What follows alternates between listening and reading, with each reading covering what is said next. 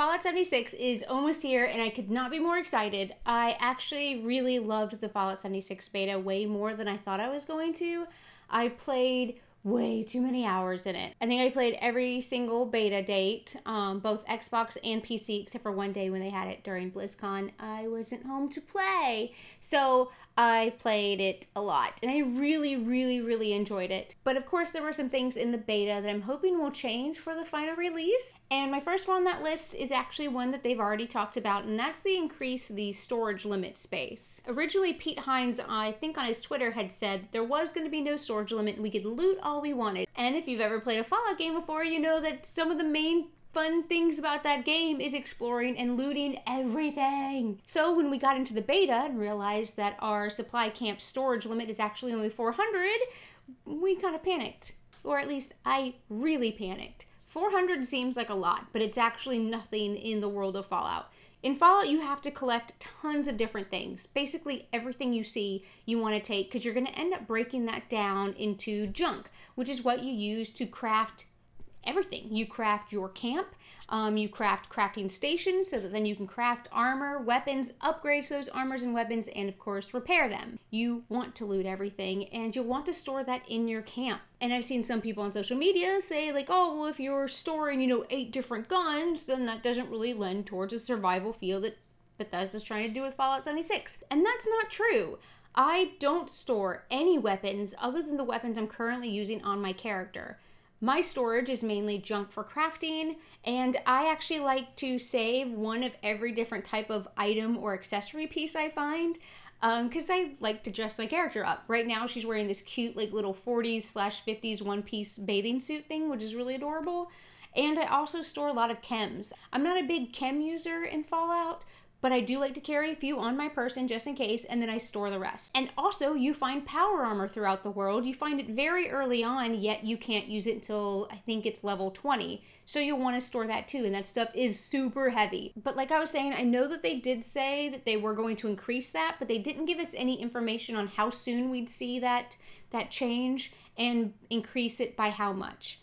I think Pete Hines did later go on to say that he didn't realize there was going to be a storage limit, and the reason was a very important reason, that they couldn't really just give us unlimited. I think it might have to do with server problems. So I don't think they're going to give us unlimited storage like I had hoped, but at least just a huge increase, because 400 is not even close to enough. Also, there's a huge inconsistency with different resources that you find. I have enough steel or iron to last me through every Fallout game ever, but I have no adhesive, and you need adhesive for everything, to craft, especially to upgrade and to repair. I'm constantly running out of adhesive. I think my Fallout 76 experience so far has just been the quest for adhesive, because I can never have enough of that. Number 2 would be probably my biggest complaint with Fallout 76, and that's the weapon wheel. I've played the beta both on Xbox, and when I do play it on PC, I like to play with my controller. It's one of the very rare games that I will say controls much more fluidly to me personally if I'm using a controller. And they got rid of the weapons swapping system from Fallout 4, which I love. You could key your different weapons to different slots on the D-pad, so it was super fast in combat. I knew that 2 taps to the right was my shotgun, 1 tap to the right was my pistol, 3 taps to the left was my sniper rifle, 1 tap up was Stimpak, 2 taps up was my Radaway, and 3 taps up was my Rad-X, and I had everything laid out, so in the middle of combat I could just go tap, tap, tap. I could just go really fast. In Fallout 76, it's a weapon wheel, and weapon wheels always suck. I hate games that do weapon wheels. Red Dead does a weapon wheel. They never work. You're in the middle of combat. You need to switch guns, so you have to hold down your left button. I think it's left button Fallout as well, and then you have to quickly select your weapon. The weapons, where they go in the weapon wheel, always changes when you might unequip a shotgun because it breaks, then you re-equip it. It places itself randomly in the weapon wheel. But it's always you're frantically trying to search for the gun that you're looking for, and your gun is at the 5 o'clock mark. But your game keeps trying to make your selector go to the 6 o'clock, and you're always there's nothing there. Why are you selecting 6 o'clock when there's nothing there? I'm trying to get to the gun at the 5 o'clock, and it's just always a mess. Weapon wheels suck. I wish there was never another game that uses weapon wheels. I don't know why Fallout changed the weapon selector as they had it in Fallout 4, because Fallout 4's was perfect. Number 3 is something that I had an issue with, so I'm really confused about it, and that is the storage of things you've crafted when you move your camp. From what I've heard, everything you build around your little pocket camp, like if you build a house or a hut around your pocket camp, everything when you move camps automatically gets stored in your camp so that you can move it. I did not have that experience, and I tested it 5 or 6 different ways. I would build like a hut, and then I'd move it, and anything that I didn't go up to and individually store before I moved did not come with me. And so I kept testing. I'd build something, and I would only store just the crafting stations, and then I'd move my camp. And nothing that I did not individually store moved with my camp, or was stored in my camp for me to rebuild free later. And then I'd switch it. I'd build a little hut, and I'd only store the hut, but not the crafting. Same thing. I had to rebuild them completely and repay the crafting amount to recraft those. So I don't know if that was just my experience. I've been told that other people have been able to move camps without storing anything and it all comes with them. That was not my experience at all. So I really hope that it is that once you build something within your camp's little green bubble of safety, I really hope that you don't have to go through and individually store each item if you do plan on moving your camp, because that would suck. And if that is the case, then fuck it, I'm not going to build anything other than some crafting tables, because having to go through and select, store, confirm on every single item is just excessive. So I hope that it was just my game being a douche and not carrying stuff with me. I hope so. Number 4 is I would really like push to talk. I know a lot of other players have been asking Bethesda for push to talk, and Bethesda has been very much against it. They say that it goes against their this is an always living world, and there's always people around you in this world feel.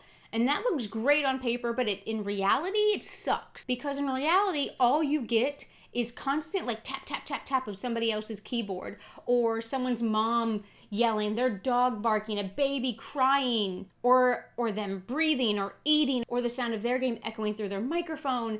Like, it's never a good experience to have open mic all the time.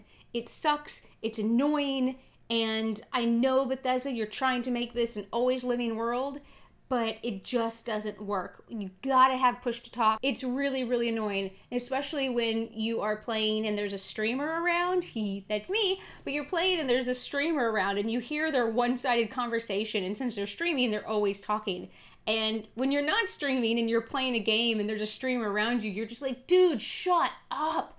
I'm trying to play this game. So push to talk is something Fallout 76 desperately needs. Talking about other people though, I never did see anybody play PvP, and I never took part in PvP. I never will. I have no interest in PvP. I did join a lot of different groups though, and I saw a lot of people in groups. You know, you would find another person in the map and they'd run up and they'd either do the wave emote or the heart emote, or we would just run up and start jumping at each other, which is like the universal symbol of, hello, I'm a friendly player.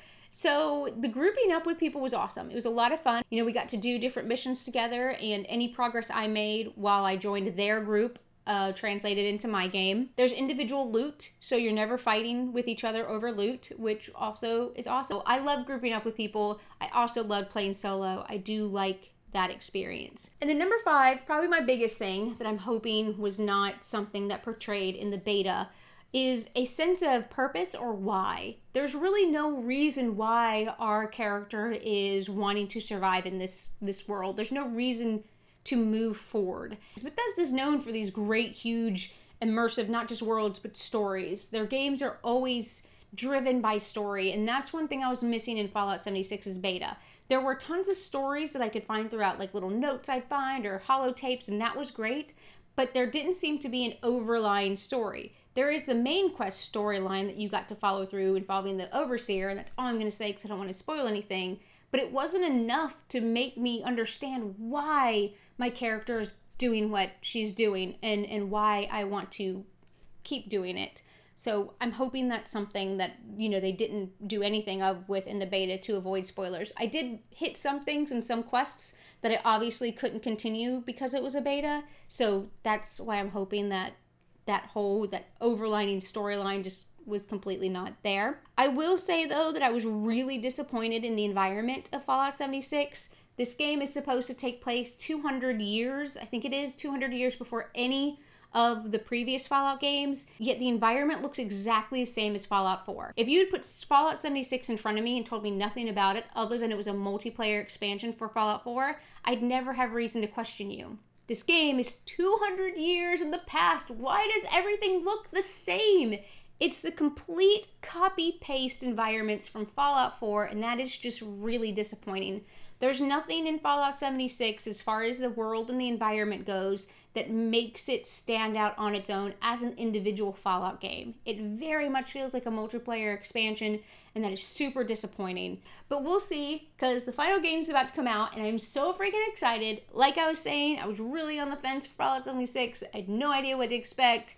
I had so much fun in the beta, way more fun than I was expecting. I'm looking forward to playing with friends. I'm looking forward to playing solo, and I want to know what you guys thought. What are some things in the beta that you are hoping they'll change, hopefully sooner than later? And let me know about your camp situation. Did everything that you build go with you when you moved camps, or did you have to individually store everything as well? And if you're going to be playing the game, add me on Xbox Live.